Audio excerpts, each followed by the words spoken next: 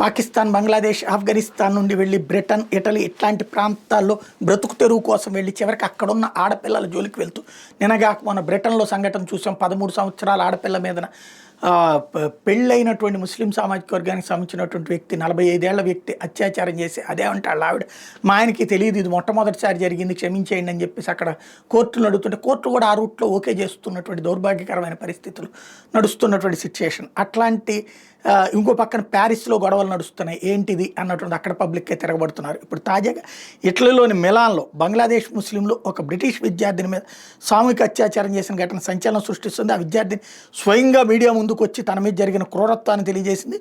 మిలాన్లోని పిఎజ్జాడెల్ డ్యూమోలో స్నేహితులతో కలిసి నూతన సంవత్సరం వేడుకలు జరుపుకోవడానికి వెళ్తే అరాచకం చేశారని, ఆ సమయంలో జనసమూహంలో కొంతమంది వాళ్ళతో అనుచితంగా ప్రవర్తించి దాన్ని తప్పుబట్టినటువంటి అమ్మాయి మీద ఏకాంత ప్రదేశాన్ని తీసుకెళ్లి అత్యాచారం చేశారు అన్నటువంటి విషయాన్ని చెప్పుకురావడంతో ఇప్పుడు దీని మీద దర్యాప్తుకు ఆదేశించింది ప్రభుత్వం.